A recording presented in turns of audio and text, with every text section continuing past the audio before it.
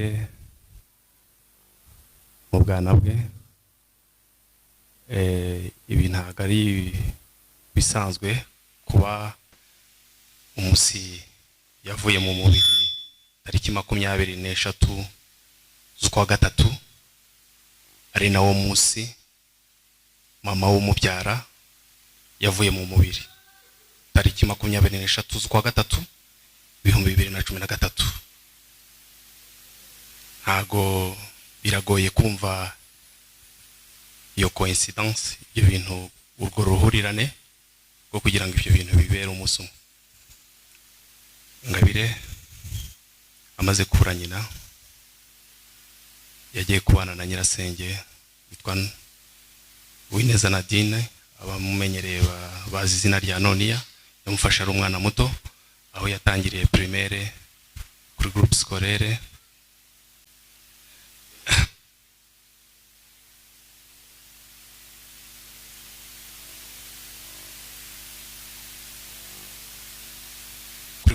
umubano. Amashuri yisumbuye tronkomeye ayitangirira kuri GAS, ishuri y'Abadventiste riri i Rubavu. Icyiciro kisumbuye cya mashuri makuru bakunze kwita A level yari kukiga kuri TVT Mutovu, aho yarageze mu mwaka wa gatandatu w'amashuri asoza icyo cyiciro. Ngabire yatashye icyumweru gishize avuye ku ishuri aje gutangira kwimenyereza umwuga, kuko amasomo yigaga bisaba gukora kwimenyereza umwuga tumenyereye mu ndimi z'amahanga nka stage cyangwa internship. Iyo stage yagomba kuyitangira kuri uyu wa mbere ushize lundi, aho yavuye mu rugo mu gitondo saa 3 agiye gutangira stage ye.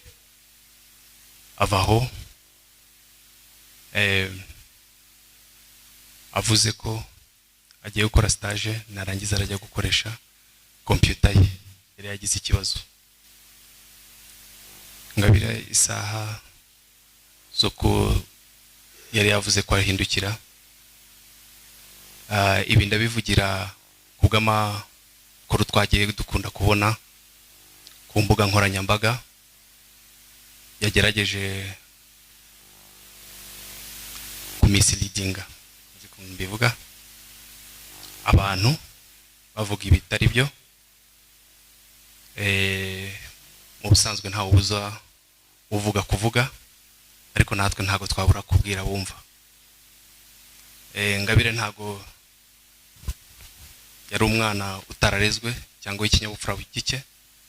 Muri izi ndimi mu rundi rurimi abana bakunda kwita ikirara, ariko Ngabire ntago yari cyo. Twongere tubisubireho, Ngabire ntago yari yarananiranye. Ngabire yavuye mu rugo agiye gukora stage. Ibyabaye ntago twamenye uburyo ki yageze iyo yageze Rurindo. Baramushutse akijyana, cyangwa se akaba ari ubundi buryo bwabayeho kugira ngo agereyo, ntitwabimenye. Ariko gusa icyo twamenye ni iby'urupfu rwe.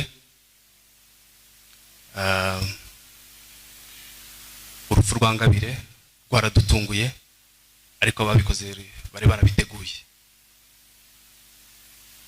Ngabire abo twari kumwe nimugoroba bagerageje kumva uko byagenze, ariko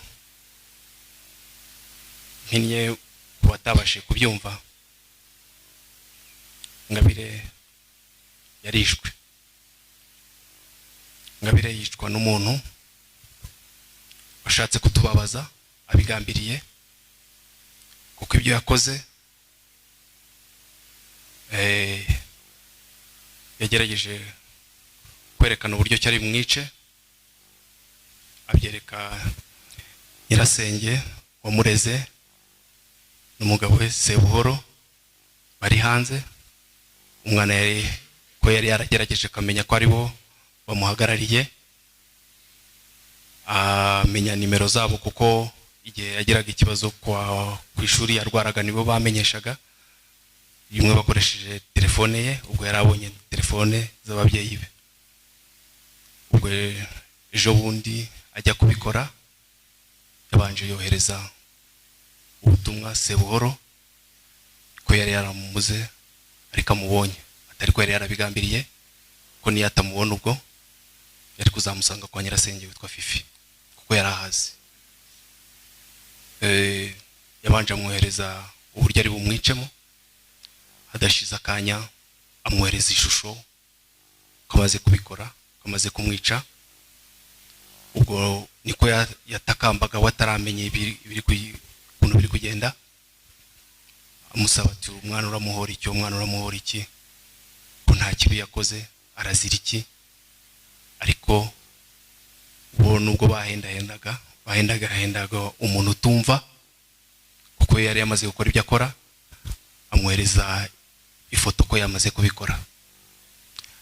Undi yaguye mu kantu biramuyobera, baratabaza, bahita bahamagara nyirasenge Fifi bari kumwe, abwira ati turebere niba Ngabire iyi myenda yambaye ariye cyangwa ariyo yagiye yambaye. Nta gushidikanya yahise abona ko ari imyenda yari yambaye, ahita ababwira ati uyu ni Ngabire nta kabuza, niwe bishe.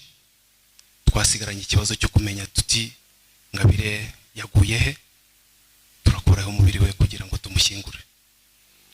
Uwo muntu saho yagarukiye gusa, yaratubwiye ngo tujye gushakira i Remera. Turahaguruka twese ababyumvise, umuryango wa data turiruka tujya gushakisha muri Kigali hose, ariko bibi byo busa. Bibaye saa 4 saa 5 duhebye, turongera turataha. Ariko dutaha tubona ko bamwishe, nubwo benshi bari banze kubyakira no kubyumva ko ari byo. Mwumvise ko hari abagiye bavuga ati ni iterambere ririho rya AI, ariko siko byari biri. Mu gitondo twarabyutse tujya kumenyesha ko twabuze umwana ku biro bikuru ya RIB. Aho twagiye twamaze kubamenyesha, ariko uko biri kose inzego za leta zirakora cyane, zari zabimenye, ariko bagomba kubona tubamenyesha ba nyiri umuntu ko twamubuze. Tunaburiraho n'umwanya wo kubashimira ko badufashije mu buryo bushoboka. Ntago badutereranye, bakoze ibyo bashobora gukora, kandi umubiri w'umwana turawubona. Batubwiye hafi saa 6 ko Ngabire babonye imibiri y'abantu babiri bapfuye. Umwe aryamye hasi ari umukobwa, undi yari umusore yamaze gukora ibyo bintu, nawe arimanika ariyahura. Ni ibintu birebire kuko yanditse ubutumwa bwinshi bugufi abwohereza Sebuhoro, burimo agashinyaguro, ariko nta bantu babizi babyumva ko twabonye imbuga nkoranyambaga zishaka kwandika ibintu birimo n'agashinyaguro kuko batazi ukuri, ariko tugomba kubyakira kuko abavuga bo bazakomeza kuvuga. Ngabire tumaze kubona umubiri we,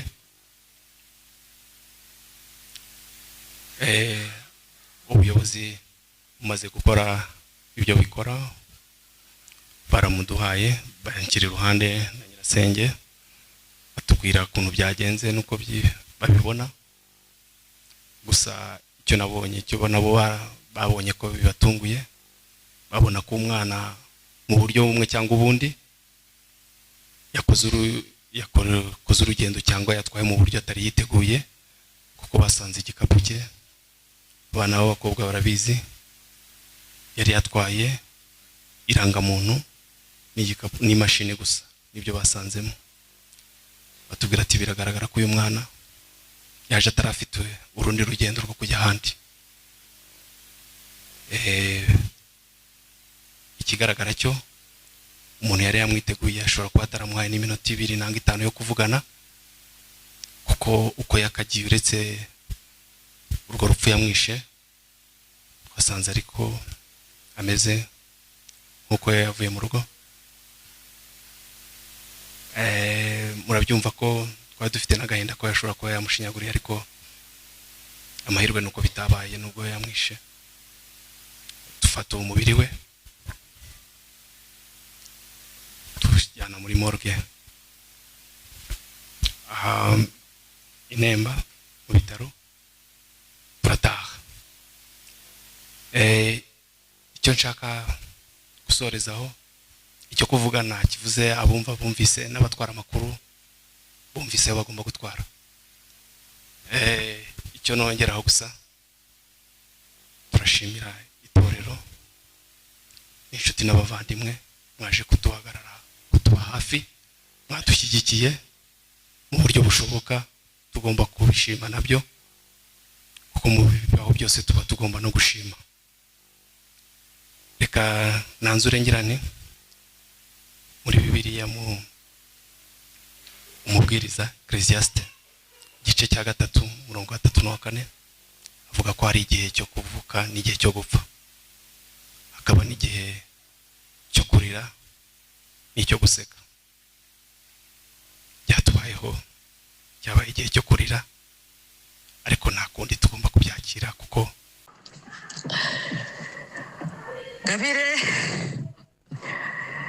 kugenda kwanjye muri Canada yaramperekeje ku kibuga, turasezeranaho, ndagenda nawe arasigara. Ariko murumuna wanjye Fifi wabanaga nawe nyuma aza kubona agenda ye aranditsemo abantu bari bamubabaje mu mateka ye. Ntabwo byari ngombwa ko mbivuga, ariko reka mbivuge, nabyo ni amateka. Yandikamo igihe nyina yapfiriye, yandika n'itariki ngendeye. Ntabwo byoroshe, ntabwo byoroshe na gake, ntabwo byoroshe. Yandika ayo matariki, ko ariyo matariki mu buzima bwe yamubabaje. Arambabaza ayo matariki nayo, ariko nta kundi, kwisi dutwaye. Reka nongere mbabwira andi mateka atoroshe, ariyo ya nyuma. Twabonye umunsi mubi, umunsi wo kwa mbere watubereye umunsi mubi, umunsi tutazibagirwa, umunsi wo kubura umwana twabanye nawe. Ntabwo byoroshe, ntabwo byoroshe. Umuntu wamubujije ubuzima yaratwandikiye, atwandikira ko yamukunze, Ngabire akamwanga, ariko aravuga ko azamubona, ko azakora ibishoboka akamubona. Ariko ntabwo byoroshe. Turamubwira ati se wa muntu we, ku mwana wanjye yagiye kwiga, ko twamutumye kwiga akagenda akiga akarangiza, ko azakundana nyuma katari igihe cyo gukundana, kari ku ishuri, wamureka akiga. Arakomeza aratwandikira, natwe turamwandikira.